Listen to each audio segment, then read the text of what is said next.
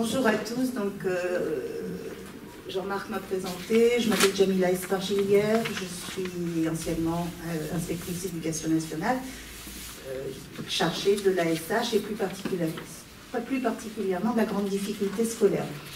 Mais dans mon parcours, Madame disait 46 ans en éducation nationale, on peut dire j'en ai fait 45, donc on est à peu près de la même génération en tout cas, et on y rentrait à la même époque. Le contexte et l'environnement ont beaucoup changé depuis 45 ans. Nous étions dans les années de 90, 95, autour, M. Silloum disait tout à l'heure, autour de 200 à 300 enfants en situation de handicap au niveau du département. Nous sommes aujourd'hui ils sont aujourd'hui plus de 12 000, voire pas loin de 13 000. Donc bien évidemment, ça devient un vrai sujet. Moi, on m'a demandé d'intervenir, je ne savais pas trop de quoi vous aviez besoin. Mais je me suis dit, si demain je devais intervenir dans une école en tant que DDEN, de quoi j'aurais besoin? Pour parler de l'inclusion scolaire, pour parler des enfants en situation de handicap, il faut comprendre et connaître un petit peu l'évolution des esprits. Cette évolution, ces esprits ont beaucoup changé, beaucoup évolué au fil du temps, et notamment sur les dernières années. Alors l'histoire de l'ASH, je ne vais pas vous en faire un truc très long, mais quand même un petit peu pour comprendre comment on en arrive là aujourd'hui. L'histoire de l'ASH, ça commence 1909, la création des classes de perfectionnement qu'on appelait à l'époque classes d'arriérés et pas classes de perfectionnement. Mais arriéré n'étant pas un mot... à l'époque, pour l'époque, ça n'était pas, disons, ce n'était pas pour critiquer, ça n'avait pas de connotation négative. C'était enfin, des enfants handicapés peuvent entrer à l'école, ce qui n'existait pas au XIXe siècle. Bon, donc c'était une évolution structurelle de la société. Je passe ça c'est très, très rapide, et puis arrivent les années, on va dire, jusqu'à la loi de 75. La loi de 75 qui est en fait le pivot de ce qu'on appelle l'intégration scolaire. Ce qu'on appelait l'intégration scolaire. À partir de la loi de 75, qui dit que tout enfant en situation de handicap doit pouvoir bénéficier de préférence de la scolarisation ordinaire, et s'il ne peut pas, il faut qu'il aille dans une scolarisation spécialisée, on va dire. Ça, c'est la loi de 75, 1975. Et c'est de là, c'est de cette loi-là qu'est partie la notion d'intégration scolaire, pas d'inclusion, hein. D'intégration scolaire, pour montrer l'évolution. L'intégration scolaire, c'était l'idée que tout enfant, handicapé ou pas, qui était capable de s'adapter à l'école et à l'environnement scolaire, devait avoir sa place à l'école. Tout enfant capable de s'adapter. Il y avait la notion d'adaptabilité de l'enfant à ce qu'on lui demandait, c'est-à-dire au programme, à ce que l'école exigeait comme niveau scolaire, etc. Et ça, c'est 75, ça a été mis en place avec la création, la loi d'orientation de 1989, qui a créé, à la suite, hein, les décrets de 91, qui ont créé ce qu'on a appelé les CLIS, les classes d'intégration scolaire. C'est-à-dire que c'était des classes qui accueillaient des enfants en situation de handicap, mais qui avaient des temps dans les classes ordinaires pour voir s'ils étaient capables ou pas de s'adapter. Voilà. Ça, cette logique-là, c'est ce qu'on a appelé quelque part, à l'époque ça s'appelait le dualisme éducatif, c'est-à-dire qu'on était dans une logique de filière. Si on était capable, on restait dans le secteur, dans la voie, ce qu'on appelait la voie royale, c'est-à-dire effectivement l'école, jusqu'au lycée, puis l'université, etc. Et si on n'en était pas capable, alors c'était l'école elle-même qui décidait d'une orientation. C'était une logique de filière et une logique d'orientation. Tout enfant qui n'était pas capable, handicapé ou pas d'ailleurs, qui n'était pas capable de poursuivre une scolarité ordinaire, dite ordinaire, partait de cette scolarité pour aller dans le milieu spécialisé. Donc il y avait eu la création des IME, enfin de tout ce qu'on était, IME, Institut médico-éducatif. Et oui, alors donc ça c'était la logique de l'école. Cette logique-là, elle nous a suivis jusqu'à la loi de 2005. C'est la loi de 2005 sur le handicap qui a créé les maisons départementales des personnes handicapées, les MDPH, qui, elles, ont tout pouvoir maintenant, grâce notamment, Pascal vous le dira peut-être tout à l'heure, grâce notamment à la poussée des associations de parents d'élèves handicapés. Hein. Cette loi a été élaborée, écrite sous le gouvernement de M. Chirac, et a créé non seulement la MDPH, mais aussi, c'était le départ, si vous voulez, de la notion d'inclusion. C'est-à-dire, l'idée, c'est que tout enfant qui est en situation de handicap doit être non seulement pas intégré, c'est-à-dire qu'on sort de cette logique d'orientation, doit à tout enfant à sa place à l'école.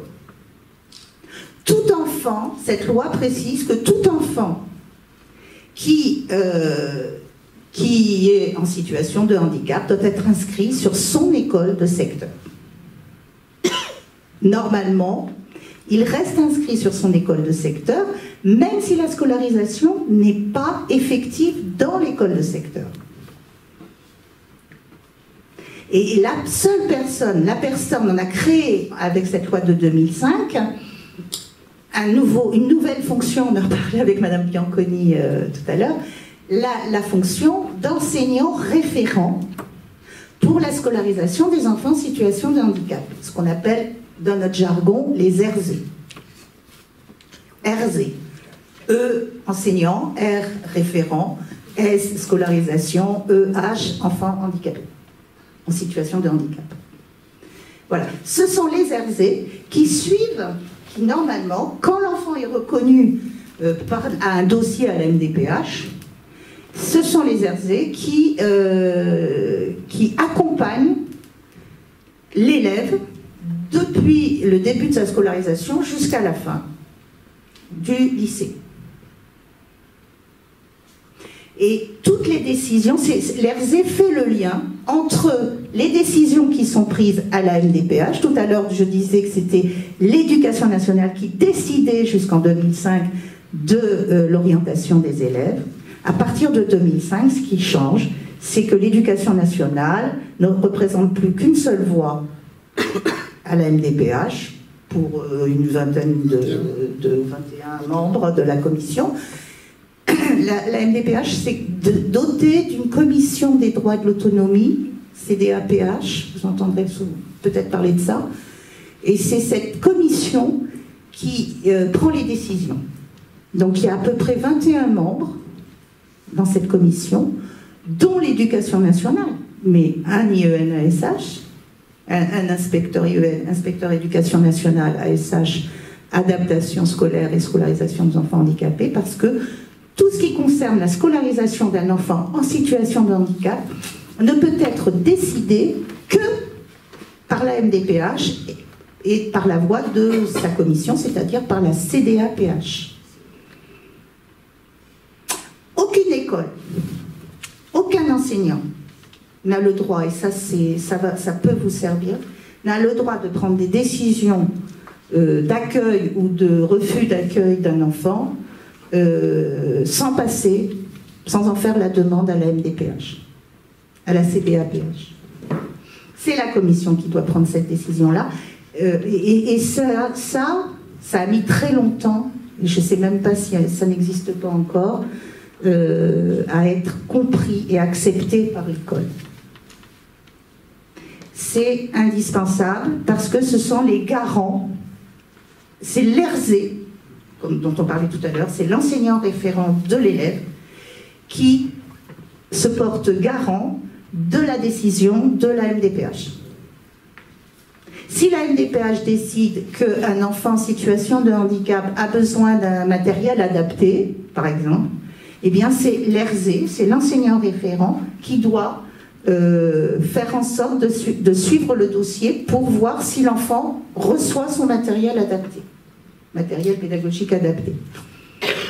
Si l'enfant, si l'équipe, ça on en parlera tout à l'heure, l'équipe éducative et la RESS, alors réunion d'équipe de suivi pour la scolarisation des enfants en situation de handicap, ça s'appelle une RESS. Et cette réunion, c'est la réunion, elle a lieu normalement une fois par an, voire plus, si besoin. Elle a lieu pour tout enfant déclaré en situation de handicap, c'est-à-dire reconnu par la MDPH comme étant en situation de handicap. Et notamment, ce qu'il est important de savoir, c'est que la MDPH, elle prend des décisions d'orientation, enfin la CDAPH, elle prend des décisions d'orientation. Elle peut prendre des décisions de temps de scolarisation. Une école ne peut pas vous dire, ne peut pas dire cet enfant ne vient que 2 jours par semaine. Il peut venir 2 jours par semaine si et seulement si la MDPH, la CDAPH en a décidé. Ce n'est pas l'école, ce n'est pas l'inspecteur non plus qui peut prendre cette décision-là. C'est la commission des droits et de l'autonomie, dans lesquelles, composée, j'ai dit tout à l'heure, de 21 membres, mais dans lesquels on a des partenaires. Il y a l'éducation nationale, mais il y a aussi les associations de parents d'enfants handicapés. Il y a également tout ce qui concerne le conseil départemental, qui est président du conseil départemental, qui est le président. Et puis après, bon, il y a tous les services, la caisse primaire d'assurance maladie, la CAF, etc.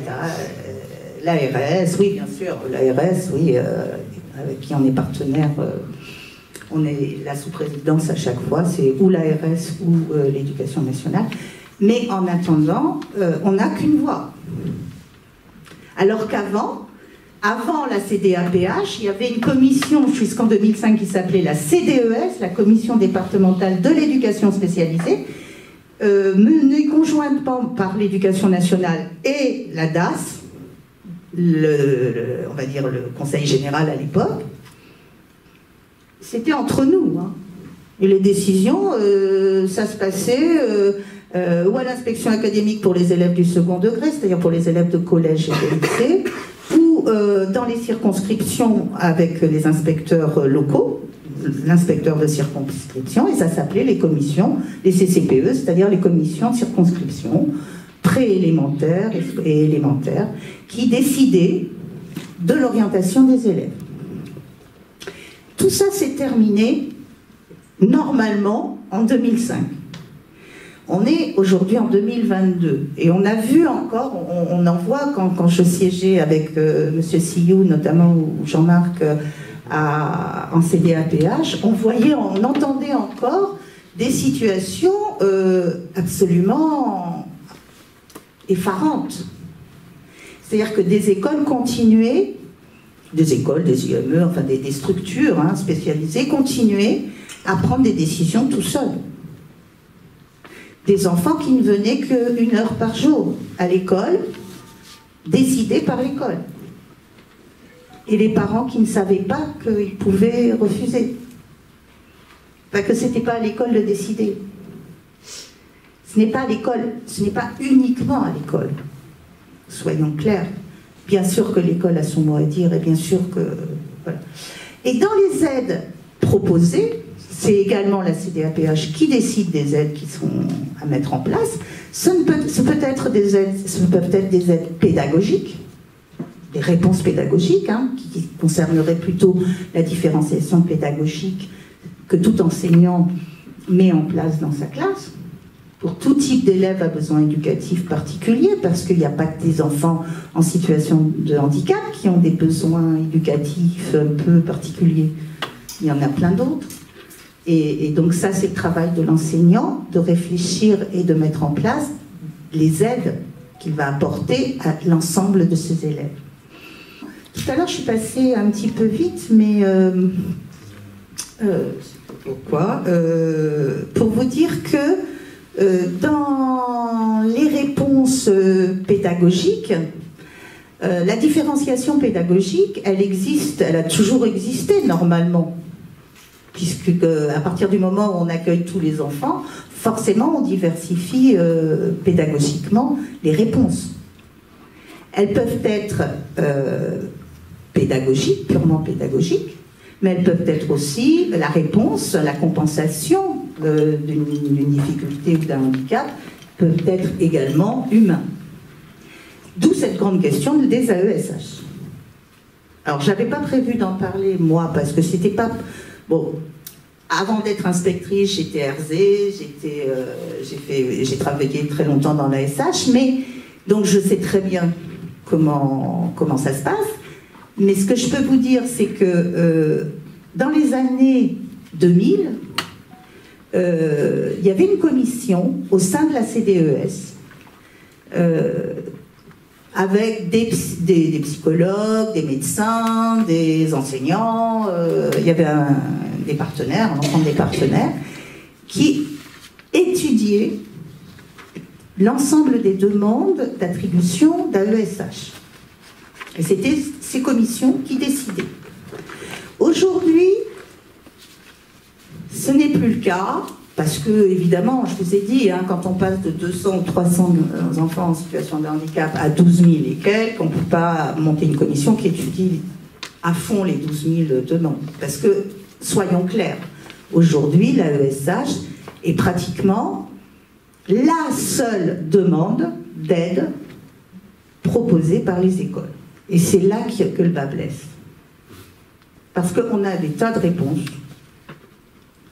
Mais comme les enseignants sont un peu perdus face à la gestion des enfants, qu'ils soient handicapés d'ailleurs en situation de handicap, ou en grande difficulté scolaire, ou des enfants allophones, ou des mineurs isolés, enfin dès qu'on sort de l'enfant ordinaire, lambda, les enseignants sont un peu perdus, mais on peut comprendre, hein.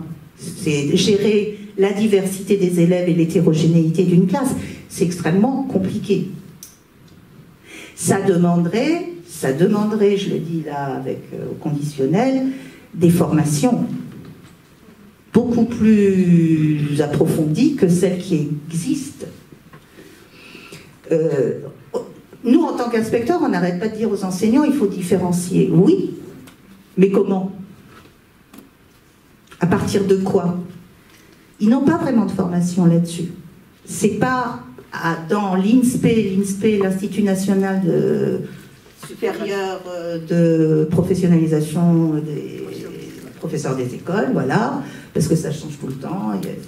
Anciennement l'ESP, avant l'IEFM, avant l'école normale, à l'époque où j'ai commencé. Voilà, bon, ben, anciennement école normale pour ceux qui l'ont connue ou à qui ça parle, parce qu'on voit encore des panneaux écrits école normale d'ailleurs.